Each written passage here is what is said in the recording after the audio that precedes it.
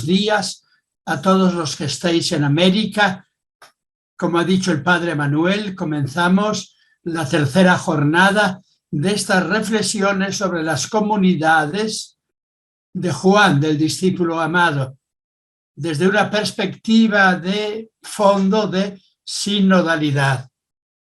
Hoy he escogido como tema el de la palabra. Lo característico de la sinodalidad es que la palabra es palabra dialogada, palabra compartida, como si dijéramos que no hay un hombre por encima de la palabra, sino que es la palabra compartida en forma de sínodo, camino, que hacemos juntos. Esa palabra es fundamento de verdad. Esa palabra es el argumento clave del Evangelio de Juan, del cuarto Evangelio. Voy a desarrollar, por tanto, este tema, Dios palabra, la palabra hecha carne. Evangelio de Juan, capítulo 1. Y voy a terminar diciendo que esa palabra, carne, se hace Eucaristía, carne, comer la carne del enviado de Dios, del Hijo del Hombre, de Jesús. La palabra clave que va a unir toda esta exposición y la reflexión de hoy es la palabra carne. Palabra carne, Eucaristía carne, Iglesia carne. Comienzo con el prólogo del Evangelio de San Juan, capítulo 1, verso 1 hasta el 18. Es probablemente un himno anterior de la Iglesia que la comunidad de Juan ha aceptado, ha elaborado, ha redactado al final y colocado al principio del Evangelio como clave para entender todo el Evangelio. Las palabras fundamentales son la palabra, el logos, existía en el principio. En el principio, por tanto, Dios es palabra. Y después, al llegar al final de esta gran exposición de la revelación, se dirá, la palabra se hizo carne y hemos visto su gloria, hemos compartido su vida. Voy a presentar primero el prólogo, leerlo, para comentarlo después. En el principio, argé, retomando un término del Génesis, en el principio creó Dios el cielo y la tierra. Retomando ese principio, el Evangelio de Juan va más atrás de la creación y dice, en el principio era el logos, que podemos traducir como el verbo, palabra activa, o podemos poner logos como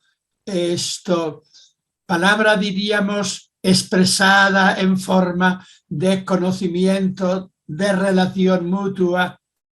En el principio era la palabra era en Dios, la palabra era Dios. Lo que define, por tanto, a Dios es que es palabra. Palabra es experiencia de comunicación. Palabra es creación. Todo se hizo a través de la palabra. Hay otros términos importantísimos en este prólogo de Juan. Esos términos importantísimos son la luz. La luz. Todo fue hecha por una palabra que es luz, ¿verdad? Pero el término clave es palabra. Repito otra vez, en el principio era la palabra. Y la palabra era junto a Dios, o hacia Dios, o desde Dios. Y la palabra era Dios. La primera forma de entender a Dios es que es palabra que se expresa, palabra que crea. Hay otros términos importantes para Dios, el absoluto, el infinito. Pero según el Evangelio de Juan, la palabra clave es palabra. Dios era palabra. Todas las cosas fueron hechas por ella. No se crea a través de un trabajo técnico. No se crea a través de una imposición. Se crea a través del diálogo, de la palabra. Esto lo tendríamos que pensar bien. ¿Qué es lo que nos define a los hombres en Dios por Jesús como creadores? La palabra. En ese sentido podríamos buscar definiciones del hombre. El hombre es un animal racional que piensa. Además de eso, el hombre es un trabajador, alguien que organiza el mundo con el trabajo. Pues bien, conforme a este evangelio, la nota definitiva del hombre no es el trabajo, no es el pensamiento en abstracto, es la palabra, que es pensamiento comunicado, vida comunicada. Lo que nos hace seres humanos, por tanto, en Dios por Cristo, es la palabra. Todas las cosas fueron hechas por ella y sin palabra no se hizo ninguna. El mundo es una palabra de Dios y palabra en la que nosotros podemos dialogar, sobre la que podemos dialogar. En un segundo momento, a partir del verso 6, este evangelio va a situar la palabra en el contexto de la revelación, lo que vimos el primer día, en el contexto de Juan Bautista. Después hablará de Moisés, pero comienza hablando de Juan Bautista. Hubo un hombre enviado por Dios, cuyo nombre era Juan. Vino para dar testimonio, para que diese testimonio de la luz, a fin de que todos creyeran por él. Pero él, Juan, no era la luz, sino testigo de la luz. Existía la luz verdadera, que es la palabra, que alumbra a todo ser humano viniendo a este mundo. La luz del ser humano, lo que define al ser humano es la palabra. La palabra es la luz, lo que nos permite comprender, conocernos, comunicarnos en un Dios que es comunicación. Sigue diciendo que esa palabra existía en el mundo y el mundo fue hecho por ella y el mundo no la conoció, es decir, el mundo no acepta la palabra de Dios, no ha escuchado la palabra, no ha compartido la palabra. El mundo concreto se ha hecho una especie de lugar de violencia, de imposición, de lugar de conquista de unos sobre otros, de diversos tipos de ocultamiento, de violencia. El mundo no conoce la palabra, sino que desde tiempo antiguo ha buscado y sigue buscando otras formas de ser, más allá de la palabra o antes de la palabra. Máquinas, imperios, formas de conquista de diverso tipo. El mundo no la conoció. Pero esa palabra vino a los suyos, quiso habitar entre los hombres, ser entre los hombres, comunicación. Existía en el mundo y el mundo fue creado por ella. El mundo no la conoció, pero vino a los suyos. Los suyos no le recibieron. En general, hay aquí una visión bastante negativa de un tipo de religiones anteriores, especialmente del judaísmo. El mundo no conoció la palabra, pero a cuantos recibieron la palabra,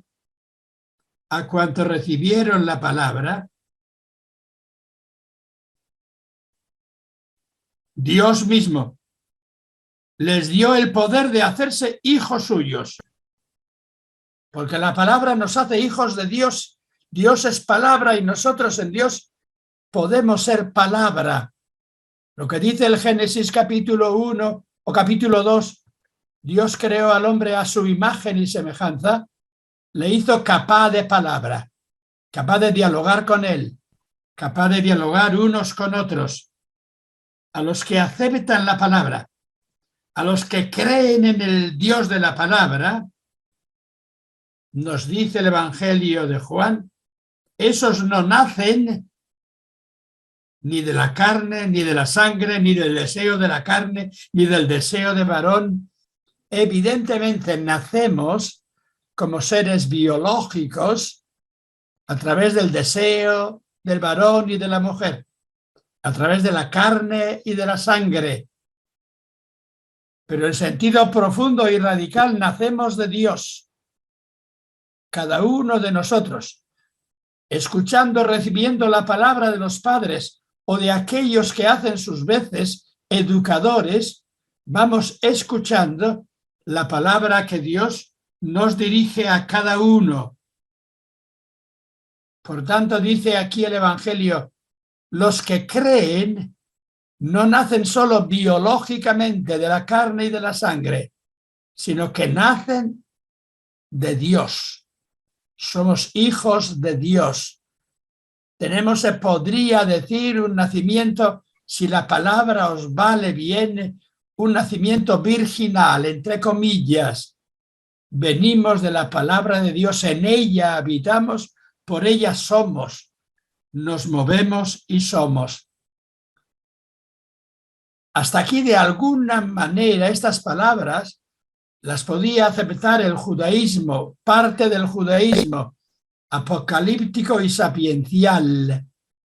Estas palabras las podía aceptar en parte un pensamiento como el griego, vinculado también a la palabra, Platón, otros grandes filósofos.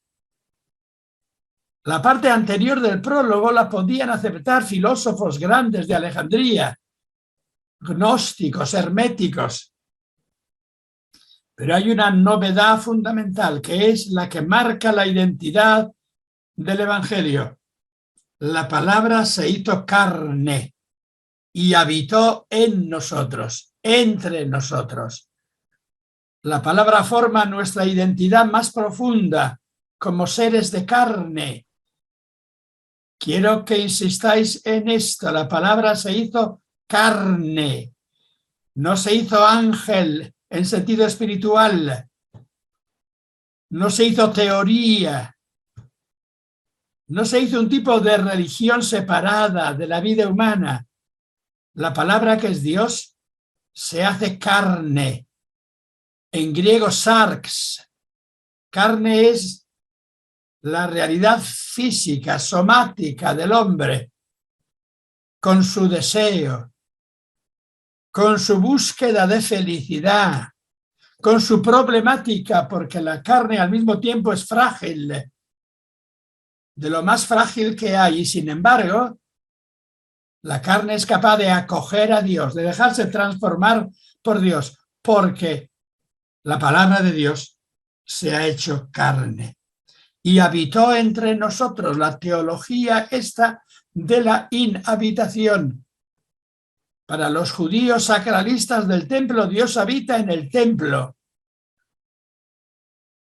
Para el Evangelio de Juan, Dios habita en la humanidad, en los hombres. Claro, se puede decir en otro plano que Dios está presente en la Eucaristía. Hablaré de eso al final. Pero en la Eucaristía de Dios somos los hombres. Y Dios está presente en nosotros, en la humanidad. Y hemos visto su gloria, la gloria del unigénito. Nosotros, ¿quiénes? Está hablando aquí el Evangelio de la comunidad cristiana, que hemos tenido la gracia, el don de haber escuchado la palabra de Dios, de haber visto de alguna manera en profundidad la presencia de Dios en Jesús. Y ha comenzado hablando de Juan Bautista, que abría un camino. Ahora vuelve a hablar de Juan Bautista. Juan dio testimonio sobre Jesús, diciendo: este es aquel de quien yo dije, el que viene detrás de mí, antes que yo fue hecho, era primero que yo. Esto es lo primero que os dije el primer día de clase, el jueves pasado, el testimonio de Juan. Ese testimonio de Juan culmina en Jesús, que es la presencia radical y plena de Dios. Y ahora pone como un paréntesis muy, muy importante, porque de su plenitud hemos nacido y recibido nosotros todo, gracia sobre gracia, porque la ley fue dada por Moisés, la gracia y la verdad por Jesús. Contrapone los dos testamentos. El primer testamento, que va de Moisés hasta Juan Bautista, es en el fondo el testamento de la ley, del cumplimiento de la ley, de la obediencia a la ley, del riesgo de estar bajo esa ley. Pero ahora, desde Jesús, no vivimos ya en la ley, sino que vivimos en la gracia y la verdad del Hijo de Dios encarnado, de la palabra encarnada, que es Jesús. El tema clave de aquí, que seguiré indicando, es algo espléndido que habían entrevisto los profetas, que habían entrevisto los evangelios sinópticos, que habían entrevisto grandes culturas religiosas de la humanidad que hablan de la palabra, la sabiduría china, cierto hinduismo de la India, pero que solo ahora en Jesús se vuelve perfectamente claro. Dios es palabra y la palabra de Dios está encarnada en Jesús, y Jesús es la historia humana de la palabra de Dios. Y en Jesús nosotros también, todos los seres humanos, somos palabra de Dios. Dios encarnado. Vuelvo a presentar algunos rasgos de esta primera presentación de Jesús como palabra de Dios. La palabra originaria es Dios mismo como palabra. Hay, por tanto, como distinguían los antiguos padres de la Iglesia, un logos en diacetos. Un logos en Dios, inmerso en Dios. Dios mismo es logos. Pero Dios no ha querido cerrar su palabra en sí mismo. No ha querido mirarse eternamente en su espejo, sino que ha querido proclamar y vivir su palabra en la vida de los hombres. Aristóteles, un inmenso filósofo griego, decía que Dios es gnosis gnoeseos, conocimiento del conocimiento, como conocimiento de sí mismo. De alguna manera este conocimiento de Dios se expresa en el mundo, en la física cósmica. Pero Aristóteles no se atrevía a decir la palabra que es Dios, el logos que es Dios, se ha hecho carne y le hemos visto y podemos asumir en nosotros, vivir en nosotros la carne de Dios. En este contexto empezamos por una especie de prólogo que en algún sentido teóricamente podríamos presentar como prólogo, si queréis, si la palabra os vale, si no la dejáis a un lado, un prólogo trinitario. Dios en principio es comunicación de sí mismo. Comunicación de sí mismo. Diálogo interior. Los teólogos griegos antiguos decían es perijóresis. Dios está internamente mirándose, descubriéndose a sí mismo. Pero no ha quedado encerrado en sí, mirándose y descubriéndose sin más en sí mismo. Dios ha querido mirarse en el espejo de los hombres, vivir su vida en la vida humana. expresar su palabra y dialogar en el diálogo de los hombres, de tal manera que los hombres somos diálogo, palabra de Dios, Dios hablándose. Esto es lo que ha puesto el Evangelio de Juan en el principio, como un prólogo para entender todo lo que sigue. Todo el Evangelio será un desarrollo de esto que se dice aquí al principio. La palabra se ha hecho carne, hemos visto su gloria de unigénito del Padre. La palabra se ha hecho carne en la carne de Jesús, en la vida de Jesús, en el mensaje de Jesús, en la comunión de unos hombres con otros, en y como Jesús. En el principio, allí donde nos situamos ante lo infinito, ante lo que no se puede decir, podemos, sin embargo, decir: el principio es la palabra. No es puro silencio para nosotros Dios. Dios es palabra. ¿Y cómo escuchamos esta palabra de Dios y nos convertimos nosotros mismos en palabra de Dios? Eso es lo que el Evangelio de Juan irá diciendo, contando la historia de Jesús, para decirnos que en Él, como Él y por Él, todos nosotros somos palabra de Dios.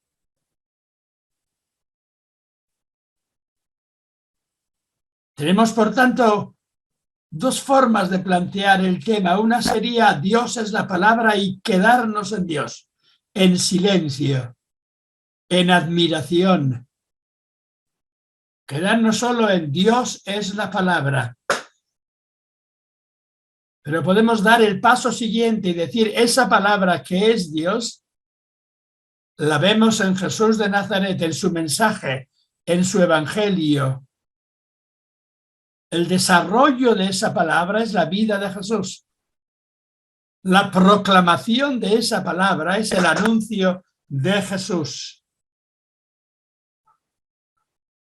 Sobre esto habían meditado muchísimo los grandes pensadores judíos anteriores, no solo los primeros, Moisés, los profetas, algunos salmos, sino los grandes pensadores judíos del tiempo de Jesús, un poco anteriores, desde los libros llamados sapienciales, que han intentado de alguna manera descubrir lo que significa esto de que Dios es palabra, aunque ellos en general, más que palabra, dabar, solían hablar de jokoma, sofía en griego, sabiduría en castellano.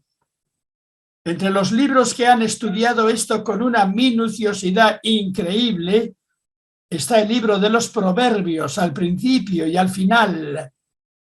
Es un libro de refranes que andaban, que corrían por el pueblo, pero al mismo tiempo es un libro de gran sabiduría atribuido a Moisés, donde los refranes populares se hacen reflexión profunda, donde el hombre ha sido creado y vive en la palabra de Dios, que es sofía, sabiduría, aunque alguna vez aparece también como logos, palabra. Cuando los cristianos decimos sabiduría de Dios, podemos aplicar la palabra sabiduría a Jesús, o también se la podemos aplicar al Espíritu Santo. Las dos formas de expresar la sabiduría de Dios. En Occidente tenemos el templo principal, más o menos, que es el templo de San Pedro, del Vaticano, edificado sobre la presunta tumba, cadáver de Pedro. En cambio, los orientales, quizá con mayor capacidad simbólica, edificaron el templo más bello de la cristiandad, quizá el más bello para muchos, allá en el siglo VI, en tiempo de Justiniano, la iglesia, el santuario de la Santa Sofía de Constantinopla. Esa Santa Sofía de Constantinopla no se define por términos claros. Es de alguna manera Jesús, la sabiduría de Dios. Pero de alguna manera la Sofía es el Espíritu Santo, el diálogo de Dios, la comunicación de Dios. Pero al mismo tiempo, si abrimos los ojos y miramos al ábside al fondo, como símbolo fundamental vemos a la Madre de Jesús, que también aparece como sabiduría con el niño. Todas las cosas han sido creadas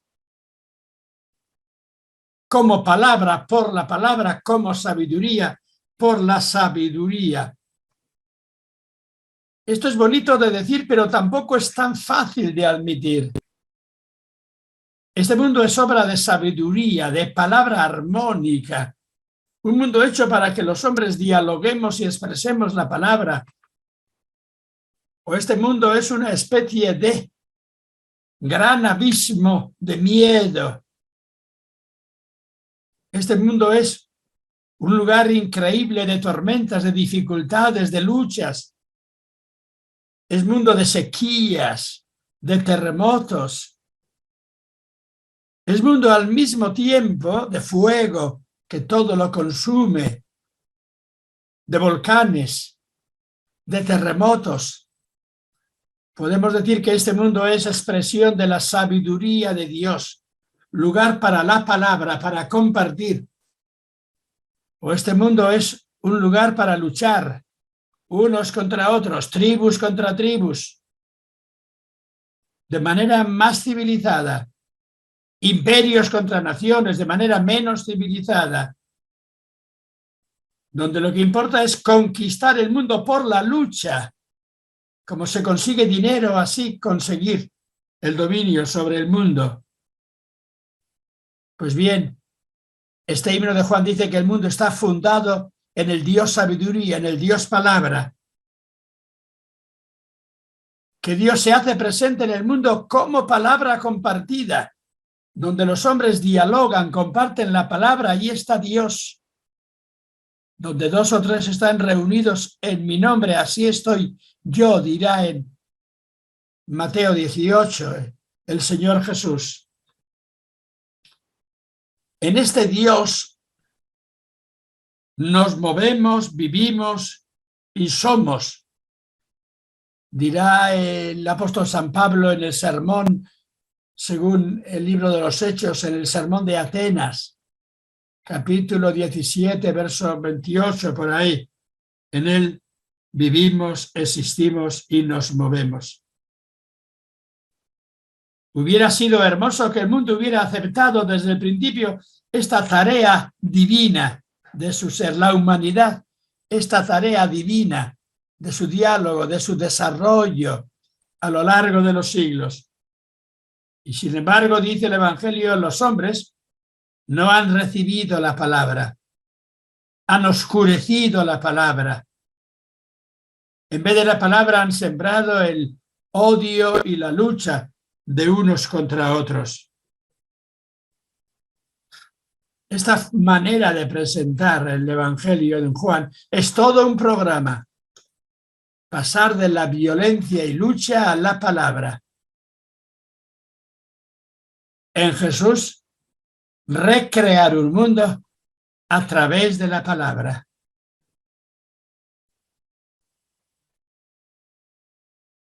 Jesús es el revelador de la palabra hecha carne, la palabra hecha carne. Se le pone en relación con Moisés y con Juan Bautista. En los sinópticos a Jesús se le relacionaba en la transfiguración con Moisés y con Elías. Aquí, en vez de Elías, aparece básicamente Juan Bautista como nuevo Elías. Moisés la ley y Juan Bautista la profecía nos deberían ayudar a entender a Dios como palabra y a Jesús como encarnación de la palabra. Ampliando el abanico, podríamos decir que los grandes fundadores de movimientos religiosos se pueden situar en esta línea de Jesús como línea de revelación de la palabra. Citamos siempre a los mismos, a Confucio o qué sé yo, en el hinduismo de la Bhagavad Gita, de la revelación de Vishnu, o quizá Mahoma, o quizá héroes sagrados de las culturas sudamericanas, mesoamericanas, nordamericanas. El Evangelio de Juan vive inmerso en un mundo de grupúsculos filosóficos religiosos del helenismo, platónicos, órficos. Vive inmerso en un mundo que conocemos bastante bien, porque conservamos la literatura hermética de Hermes, que es una literatura del tiempo de Jesús, que se desarrolló sobre todo en Egipto, que habla de un tipo de héroes primitivos, antiguos, como el Hermes griego, el mensajero de los dioses. Pues bien, la novedad del Evangelio está en afirmar que el Dios palabra está encarnado, está hecho vida humana, está hecho carne, vida humana en Jesús.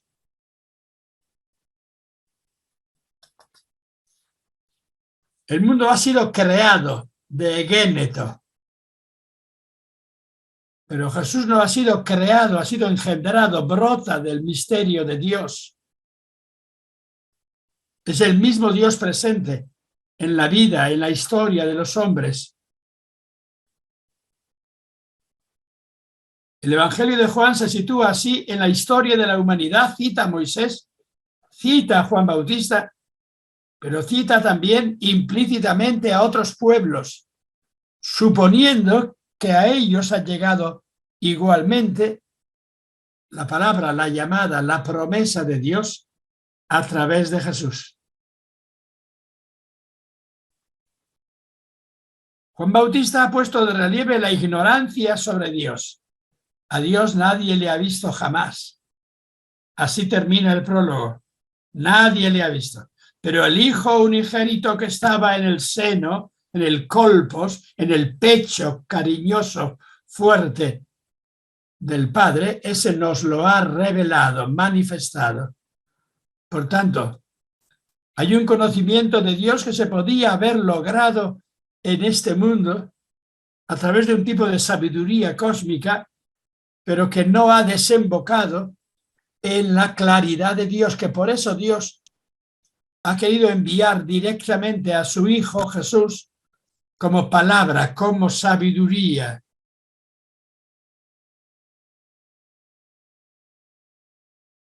Voy a insistir un poco más en algunos de los rasgos fundamentales que conforman este Evangelio de Juan desde el Logos, palabra de Dios. Juan 1:18, desde el principio era el Logos hasta el final, se ha encarnado en Jesús, hemos visto su gloria, gloria de unigénito del Padre, lleno de gloria, gracia y verdad. Ese prólogo es como una introducción para entrar en el templo del Evangelio. En el templo de Jerusalén era importantísimo el pórtico. Dice el libro de los Proverbios que ese pórtico era el pórtico de la sabiduría, edificado sobre 7 pilares. Quizá habéis leído una novela famosa de los 7 pilares de la sabiduría, que está evocando de alguna manera esta sabiduría expresada en la historia humana, en el templo, en la experiencia humana. Pues bien, el Evangelio de Juan es un tipo de pórtico para entrar en el Sancta Sanctorum, en el Santo de los Santos, que es la vida misma de Jesús. Y el Evangelio de Juan se ha atrevido a contar esta vida de Jesús, retomando motivos que encontramos en los sinópticos, sobre todo en Marcos. Se ha atrevido a contar la historia de Dios encarnado, que es la historia de Jesús. Repito esto porque es absolutamente fundamental. El Evangelio de Juan presenta a Jesús como historia encarnada, hecha carne de Dios. En ese sentido podemos hacer dos caminos para orientarnos. Un camino descendente, eso que llaman algunos cristología descendente. Primero intentamos ver quién es Dios. Y después, cuando creemos que sabemos algo de Dios, hablamos de Jesús. Pero hay otro camino, quizá más importante, más bíblico, que es el camino ascendente. Conocemos a Jesús y conociendo a Jesús, siguiendo su evangelio, escuchando su palabra y haciéndonos palabra, carne de la carne de Jesús, podemos como subir hacia Dios. Subir pero sin salir de Jesús. Porque Dios está en la carne concreta de Jesús. Os diré después, pero quiero que veáis desde ahora ya claro el por qué los evangelios sinópticos, al hablar de la Eucaristía, dicen, esto es mi cuerpo, soma, cuerpo como corporalidad en sentido extenso. Pues bien, en el Evangelio de Juan no se dice, esto es mi cuerpo, sino esta es mi carne. Por tanto, la Eucaristía sigue siendo Eucaristía carnal. Ya sé que hay unas devociones bonitas de comunión espiritual, están muy bien, pero la comunión no es solamente espiritual, es carnal. Comunión, comunicación, diálogo, de persona a persona, de hombre a hombre, de hombre a mujer, etc. Esa comunicación, la palabra hecha encuentro, esa es la presencia de Dios. Eso es Jesús. En ese sentido, este evangelio del cuarto evangelio es el evangelio del diálogo. Quizá con el juego de palabras, diálogo significa logos, que está como expresándose, dialogando, allí donde unos hombres dialogan con otros. El diálogo, la palabra de unos hombres con otros, esa es la presencia de Dios. Vamos a ver una cosa que os ruego que me la entendáis bien, a lo mejor no soy capaz de decirla bien. A través de una larga cultura religiosa de tipo helenista, de tipo de autoridad y poder, solemos creer que Dios se encarna o se expresa a través de personas concretas con autoridad, especialmente el Papa, los obispos, los presbíteros, etc.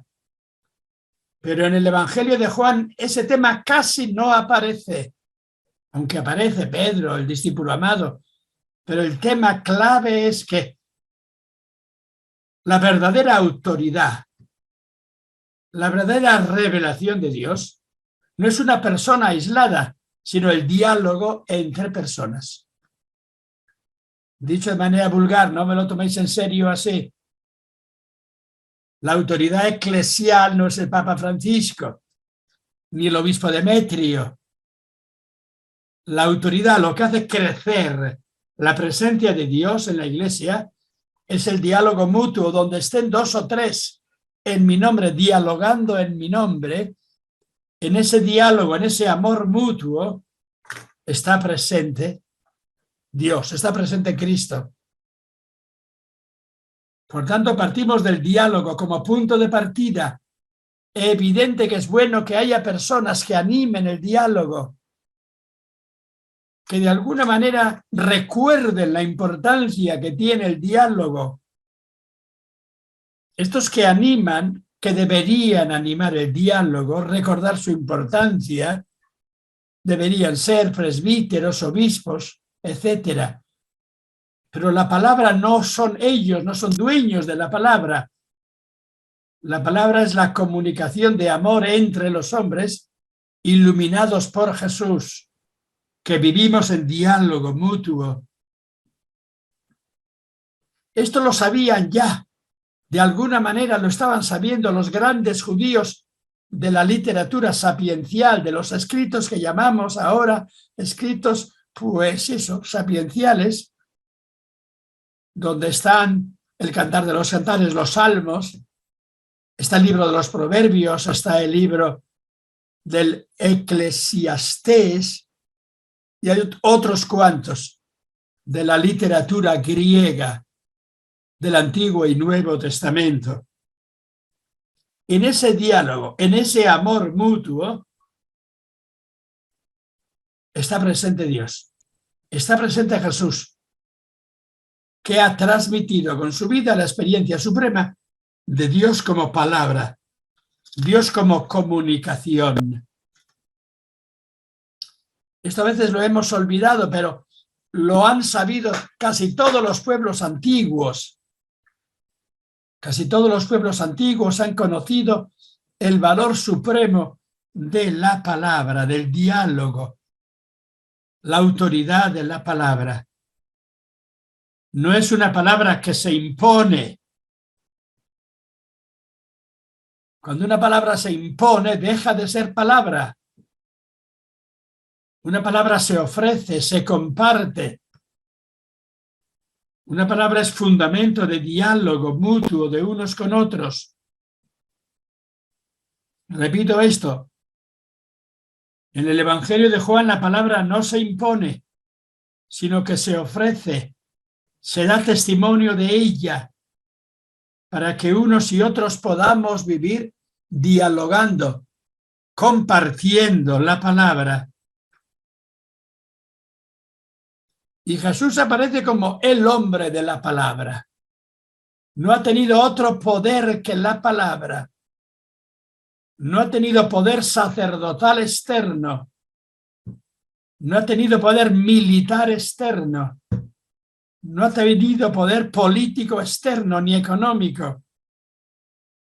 La autoridad de Jesús ha sido la palabra, la verdad de la palabra.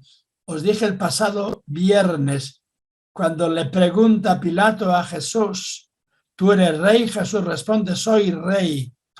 Pero ¿cómo eres rey? Porque he venido a dar testimonio de la verdad, porque ofrezco y comparto la palabra entre los hombres, que dialoguen entre ellos.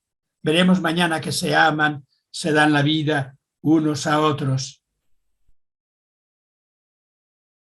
En ese sentido, este prólogo del Evangelio de Juan, del cuarto Evangelio, nos habla de Dios como palabra, transparencia. Palabra es lo que se dice. Palabra es la comunicación. El amor es una forma de palabra, de comunicación. En ese sentido decimos que Jesús es logos, siendo transparencia, presencia, comunicación de Dios. Él es una persona concreta, le llamamos Hijo de Dios, pero al mismo tiempo Él es el logos, la comunicación entre los hombres y mujeres del mundo, en la Iglesia y en la humanidad entera. El Dios que es palabra se entiende en la historia de Jesús. La historia de Jesús, el Evangelio, es como una indicación de la historia de la palabra de Dios en forma humana. Cuando se dice en el capítulo 4 de Lucas que el sembrador salió a sembrar, hay un comentario final que dice, el sembrador siembra el trigo, siembra el maíz. El Evangelio de Marcos dice, el sembrador siembra la palabra. El Evangelio de Marcos, esto es lo que retoma el Evangelio de Juan, se siembra a sí mismo como palabra. Palabra de mensaje, palabra de vida. Este proyecto de comunicación del mensaje, de comunicación personal, ha traído enseguida problemas. ¿Por qué? Porque los que toman la autoridad como poder se creen dueños de la palabra. No solamente la administran, sino que la controlan. La compran y venden en el fondo. Sacerdotes de Jerusalén vimos el día anterior. Soldados del Imperio Romano. No están al servicio de la palabra como comunicación en igualdad, en comunión de todos, sino que se creen dueños de la palabra que pueden imponerla. ¿Y la imponen con qué? Con armas quizá, con dinero, con un tipo de engaño mutuo. No sé si os conté la historia que siempre cuentan del cardenal Cisneros, que en el tiempo de la invasión de América al principio, antes de que los hijos, nietos de los reyes católicos tomaran el poder en Castilla, fue virrey el cardenal Cisneros, y se hizo una larga guerra llamada de los comuneros, de los comunes, contra el ejército imperial en el que venía Carlos V, y le preguntan al cardenal Cisneros qué poder tiene, qué palabra tiene para convencerles, y le saca al gran ventanal del castillo de la Mota sobre una colina de Medina del Campo y le dice: esa es mi palabra. La palabra es un ejército que vence. La palabra es una economía determinada que se impone. O la palabra es el diálogo de todos con todos. Un diálogo que se puede y se debe realizar, según los cristianos, a través del ejemplo y testimonio de Jesús.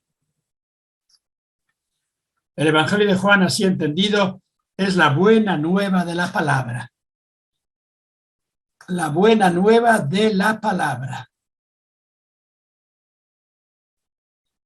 Quizá algunos americanos recordáis una escena tristísima de la conquista de América, cuando un fraile, famoso teólogo dominico, le dice al rey o a la autoridad suprema del imperio incaico que trae la palabra de Dios y que la palabra de Dios está en este libro y que él tiene que someterse a la palabra de Dios.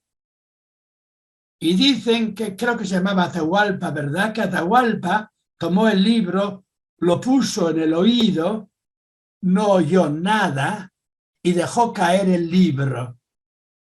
Y los de Cortés contestaron: este es un sacrílego porque no ha hecho caso de la palabra. Entendida así, la palabra es algo que va en contra de toda la revelación. La palabra no es un libro que se impone por fuera, sino que es la comunicación personal, dialogante, de cuerpo, de corazón, de unos con otros. Y la misión cristiana consiste en ser testigos de una palabra que está dispuesta a ser crucificada, siempre que los hombres puedan dialogar entre ellos.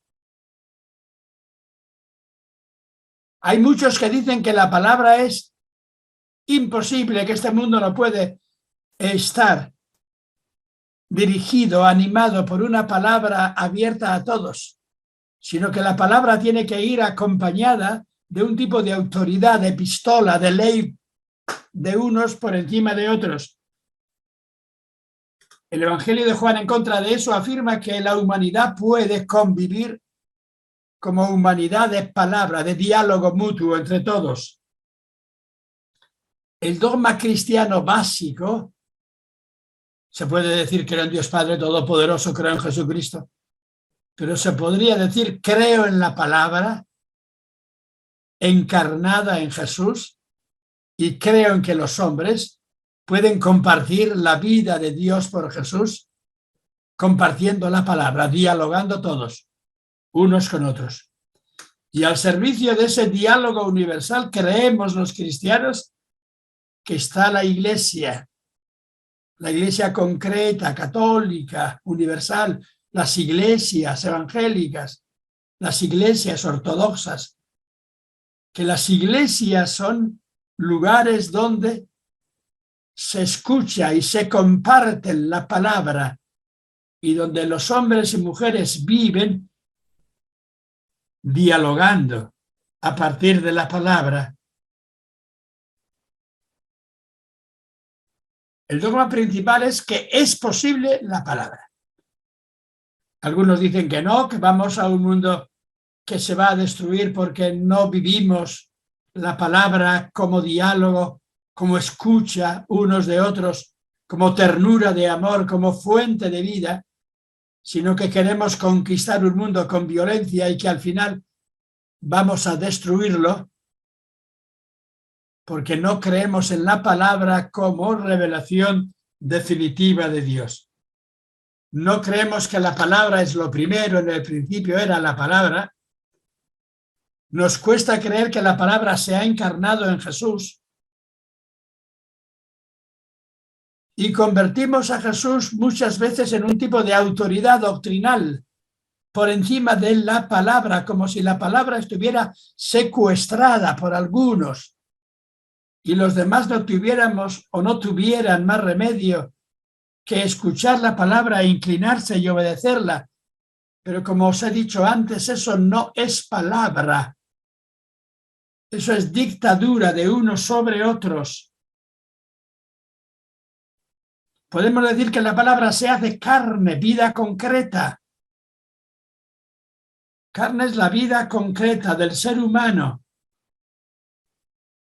que nace de otros seres humanos, que aprende a hablar, a comunicarse la palabra a través de otros seres humanos, que puede compartir la vida, la palabra con otros seres humanos.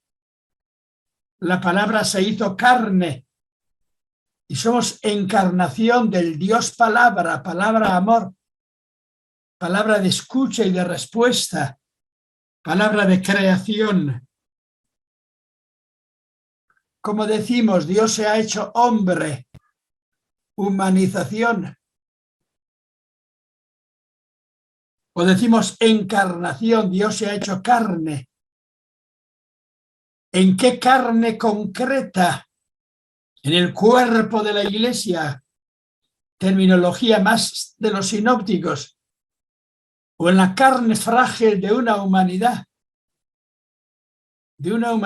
que vive la fragilidad de un nacimiento en pequeñez, en llanto, de una humanidad que vive en la fragilidad de una vida que está amenazada por enfermedades de diverso tipo, en una vida que culmina en una muerte, dar la propia vida. Se puede convertir la muerte en palabra, dar la vida para que otros vivan. Desde aquí, os he dicho al principio, quiero poner de relieve el capítulo 6 del Evangelio de Juan, al que aludí el día primero, y unir este capítulo 6, solamente una parte central, porque es un capítulo muy largo, unir este capítulo 6 con el prólogo, Juan 1, 18.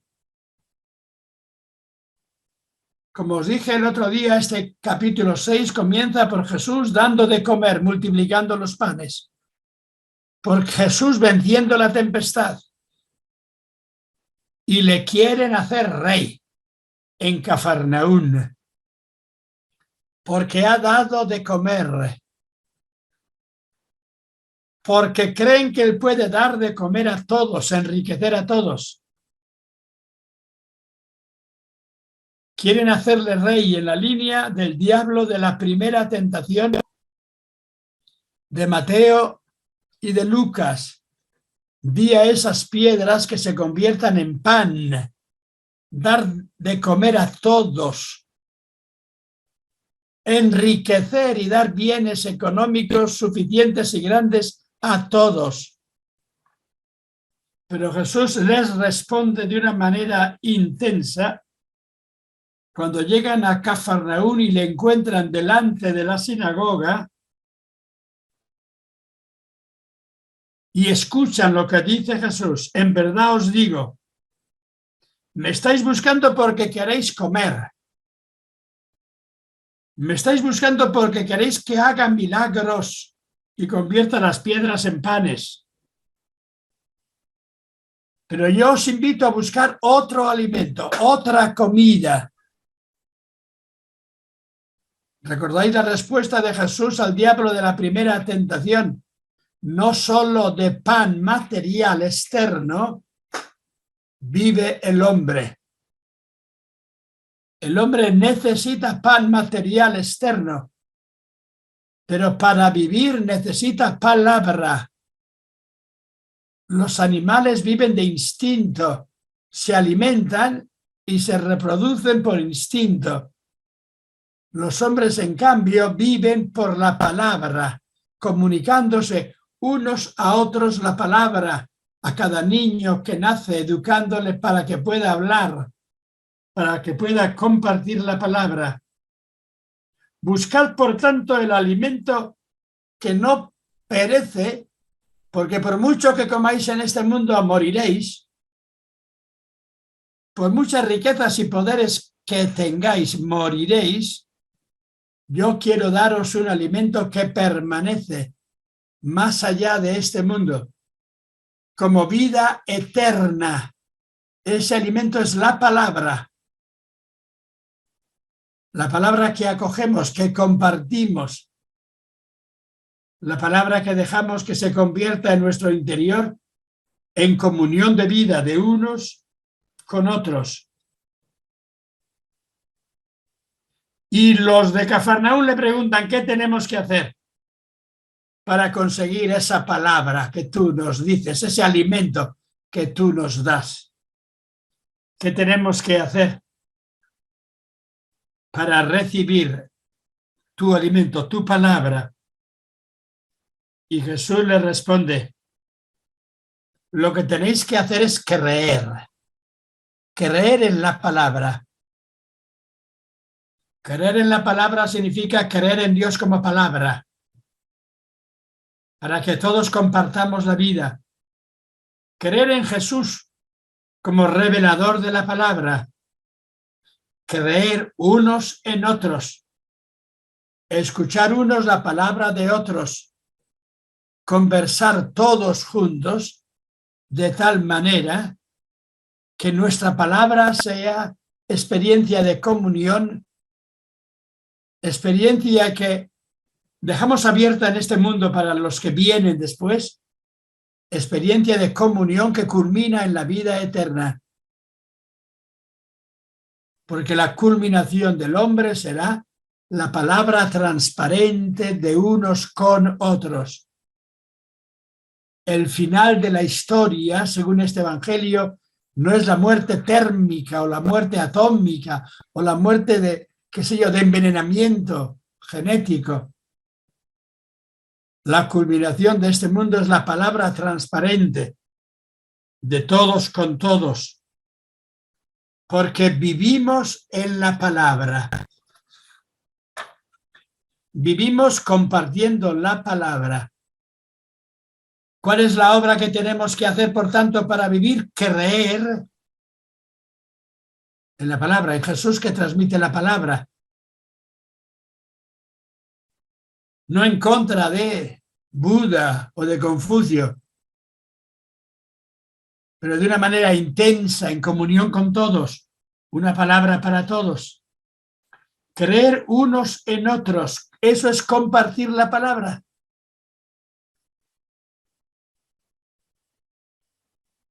Que los seres humanos nazcan de la palabra, no simplemente de un puro deseo, digo puro deseo de encuentros sexual, afectivo, cosa que es buenísima, pero que sea un deseo de comunicación en la palabra, deseo de compartir la palabra y de transmitirla, de forma que el mismo amor hombre-mujer, el mismo amor entre los hombres, es experiencia de palabra compartida, creadora, capaz de suscitar vida, vidas nuevas en aquellos que aún no han nacido o vidas renovadas en aquellos que ya han nacido biológicamente. En este contexto discute Jesús duramente con el tipo de judíos de la sinagoga de Cafarnaúm que le dicen: eso ya nos lo había dado Moisés, nos dio el Moisés, el maná. Jesús responde: no fue Moisés el que os dio el maná viene de Dios. Y el maná no es la última respuesta, porque sea cualquier cosa que fuere el maná, deja a los hombres, sigue dejando a los hombres en manos de la muerte.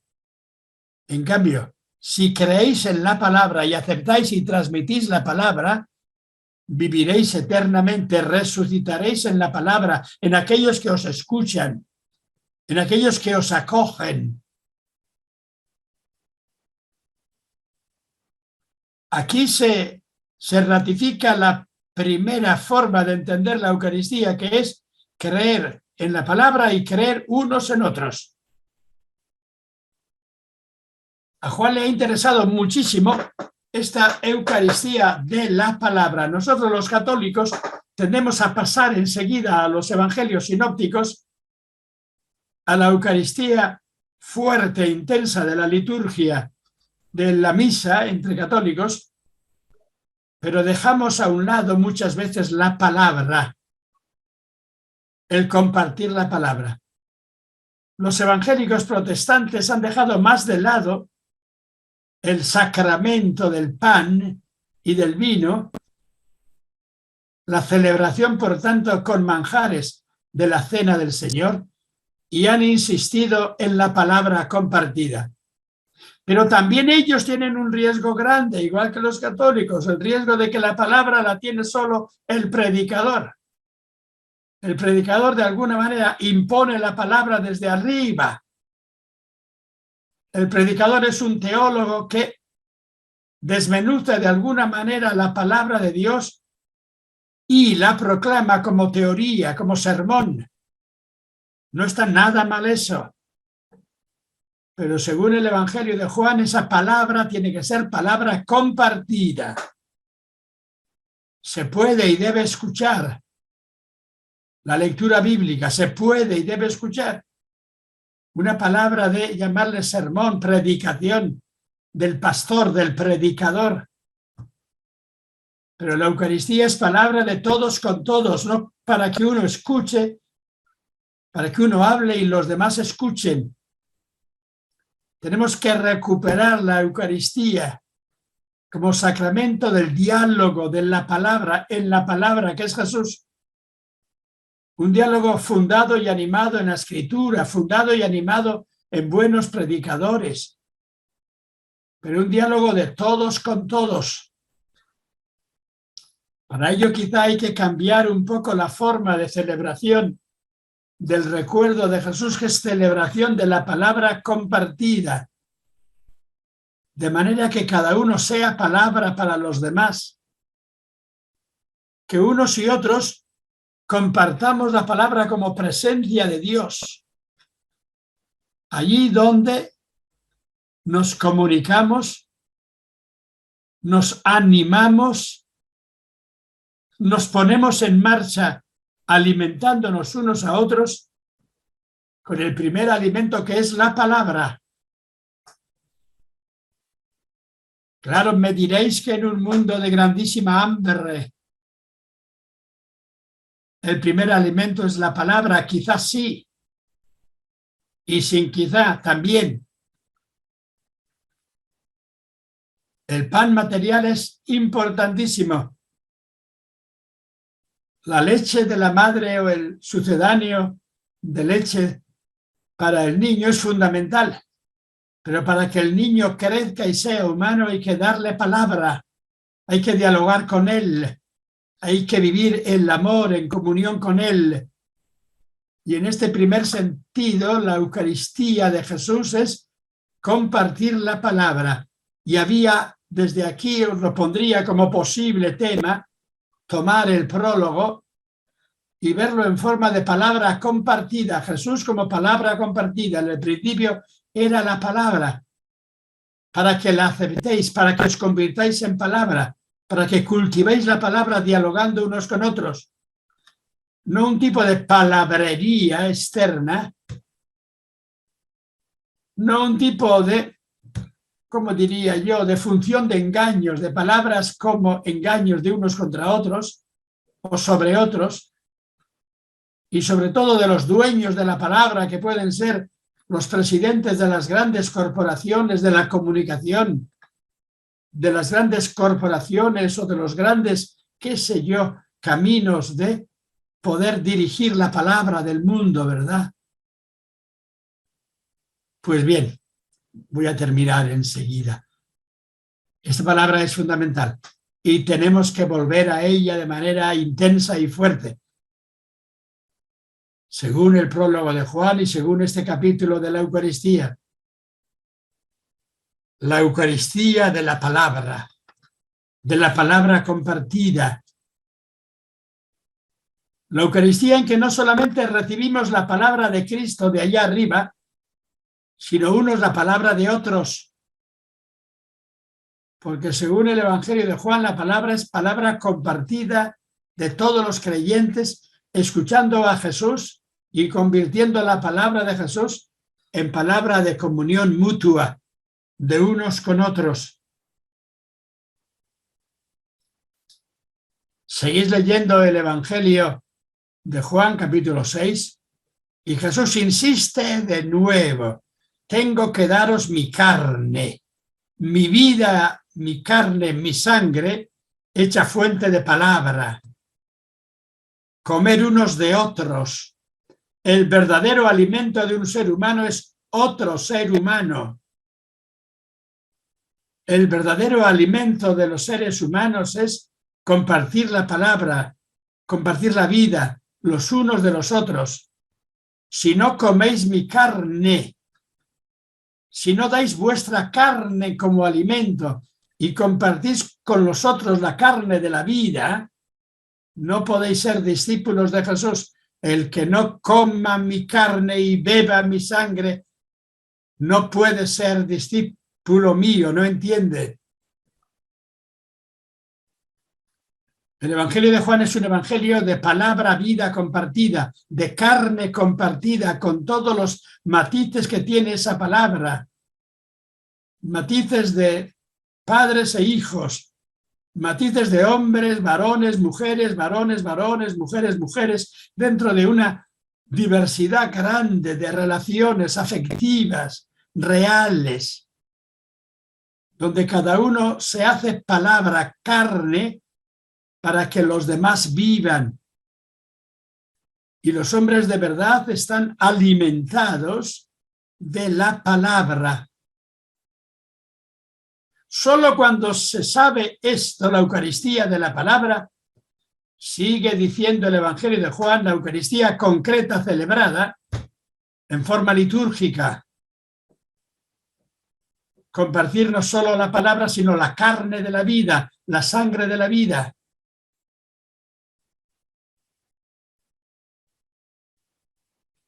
Jesús dice: yo soy el pan. Mi vida es el pan, es la carne. Todo lo que dice Jesús lo podemos decir con él nosotros.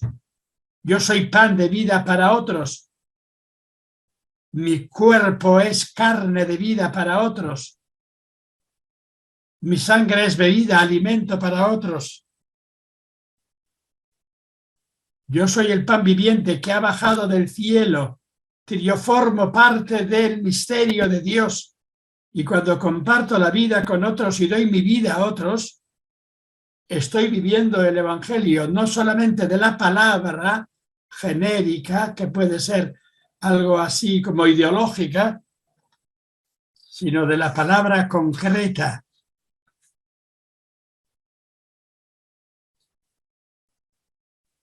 Ciertamente, repito, tenemos que alimentarnos en un plano biológico y es absolutamente necesario que este mundo, esta humanidad, encuentre maneras de que todos podamos compartir la comida, el trigo, el maíz, el arroz, los frijoles, la carne normal de alimentos, de algunos alimentos. Pero junto a ese alimento está el otro más profundo, que yo mismo me haga alimento para otros.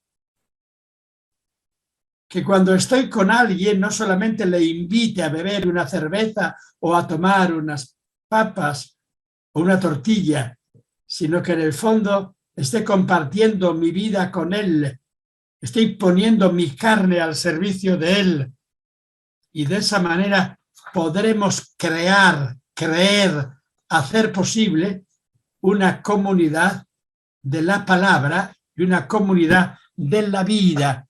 Y para eso está la Iglesia, testigo, portador de esta palabra. La Iglesia portadora de una palabra en el camino de la vida, de la humanidad, de una palabra de diálogo y también de vida compartida, de oración, de ternura, de escucha mutua. Y con eso ya hemos terminado. Han dado antes un aviso diciendo que si alguien quiere preguntar, lo puede ir haciendo. Perdonar, he vuelto a pasarme unos minutos, pero tenemos unos 20 casi para poder dialogar, si queréis. Si el padre Manuel quiere o alguien que dirija esto, podéis resonar, hacer que resuene en vosotros este elemento, este momento fuerte del Evangelio de Juan, tal como yo he querido. No sé si he logrado presentarlo. Gracias por escucharme. ¿Alguna pregunta, alguna resonancia de los que están en el WhatsApp, en Zoom? Ese es un comentario que dice Fátima García. ¿Cómo ha presentado el Evangelio de Juan? Habla de lo que ahora se llama sinodalidad, compartir la palabra, dialogar. ¿Usted qué opina, profesor? La sinodalidad es una forma de presentar el Evangelio como diálogo compartido. Es un momento importante de la primitiva Iglesia. Hay una autoridad básica que es sinodal.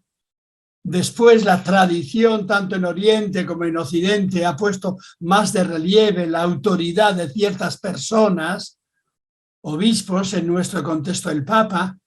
Por eso es muy importante que se vuelva a la palabra compartida, que aparece en muchos lugares. En Juan todo el Evangelio, en el fondo, se puede entender desde esta perspectiva, tal como yo lo he explicado, pero también fuera del Evangelio tenemos el famoso dicho del libro de los Hechos de los Apóstoles, cuando tras el llamado concilio de Jerusalén, Hechos 15, remiten y escriben una carta diciendo: nos ha parecido a nosotros y al Espíritu Santo. No le ha parecido a los que estaban presentes allí con más nombre, Pedro, Santiago, Juan, Pablo, sino nos ha parecido. Y dice, nos ha parecido a nosotros y al Espíritu Santo. Ese y se puede tomar en forma de suma, nosotros por un lado más Espíritu Santo, o se puede tomar en sentido de identidad. El Espíritu Santo habla a través de la comunidad que está reunida, dialoga.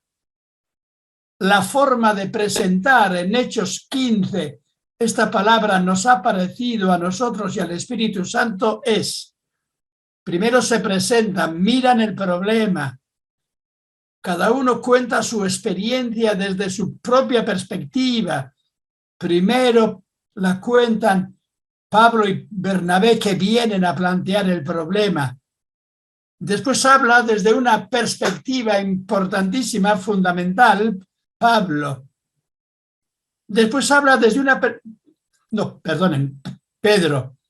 Después habla desde una perspectiva todavía más alta en aquel contexto, Santiago.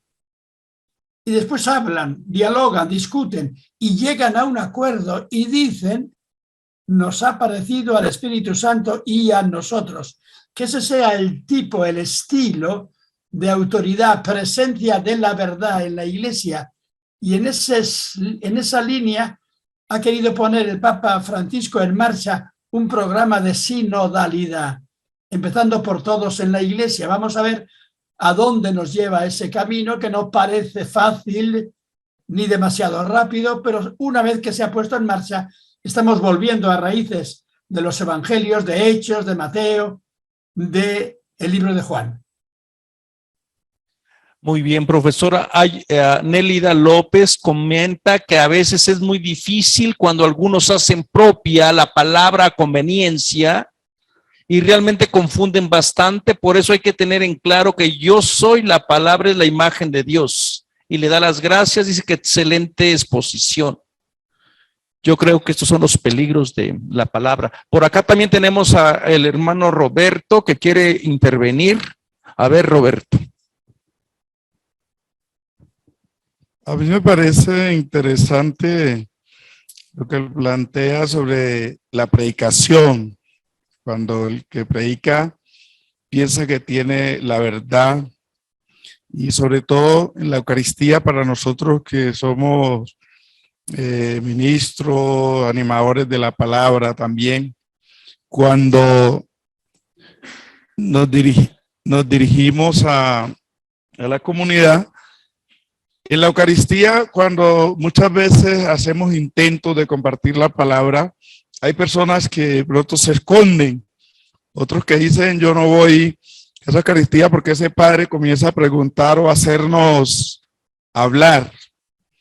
¿Qué estrategias podríamos utilizar para hacer que esa palabra verdaderamente fuera compartida por todos, donde la gente que asiste a las celebraciones se sienta verdaderamente comprometido y sepa que la Eucaristía o la celebración de la palabra es de todos?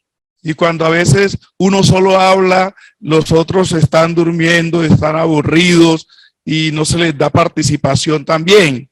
Entonces, ¿cómo haríamos para hacer unas celebraciones más vivas para que la comunidad también entienda que la palabra no la tiene el que está predicando, el que está orientando, sino que la palabra la tenemos todos?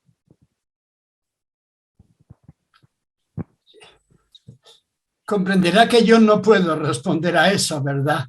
Además, mi ejemplo aquí no es el de la Eucaristía, sino que agarro el micrófono y hablo todo el tiempo y parece que no les dejo ni responder. Así no se hace, como hago yo ahora, no se hace una celebración tiene un ritmo distinto de escucha compartida, de una palabra, quizá de diálogo en comunidad, quizá de algunos que se atreven a decir y ver cómo resuena ese eco en la comunidad, pero eso es un programa pues largo y depende de cómo vayamos formando comunidades. Estamos muy acostumbrados a que la palabra sea solo del obispo o del presbítero que preside, y sin quitarle autoridad a obispo y a presbítero, tendríamos que ir creando unas formas pues nuevas, más intensas de comunicación, no solamente en forma verbal, sino también en forma, pues como diría yo, lúdica, de gozo, de canto, en algunas partes de ritmo, de baile, ¿verdad?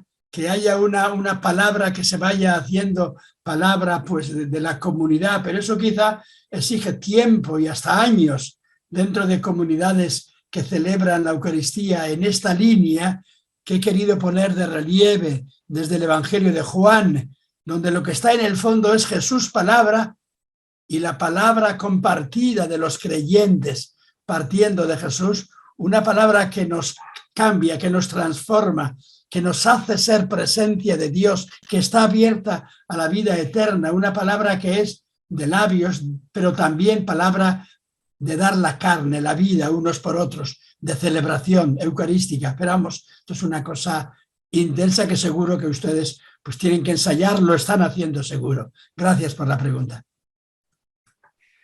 Profesor, también hay un comentario de Gustavo Maraima que dice: me ha impactado la perspectiva previa a la dimensión litúrgica de la Eucaristía, compartir la carne y la sangre con el otro.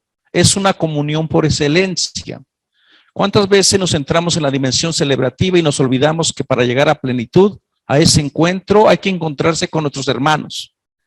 ayude a entender la Eucaristía con mayor amplitud. Gracias, profesor Picasa. Yo quería solo resaltar en el fondo este afán de profesor de por qué la Iglesia en los sinópticos escoge en la Eucaristía la palabra soma. Soma, que es cuerpo, corporalidad, pero en sentido más genérico. En cambio, Juan insiste en volver a la palabra clave de carne. No solamente soma en sentido genérico, un tipo de grupo, un tipo de qué sé yo, un tipo de comunión genérica, sino de una comunidad donde unos a otros se dan vida, son carne, alimento unos para otros. Y ahí se puede hablar de Jesús como alimento fundamental, ¿no? Eso me parece importante y así lo he querido destacar. Gracias por haberlo puesto de relieve. Bueno, gracias a usted y nos vemos el día de mañana. Gracias por su tiempo y seguramente que vamos a ir descubriendo otros aspectos de la teología de Juan. Gracias. Muchas gracias a todos ustedes y hasta mañana, si Dios quiere.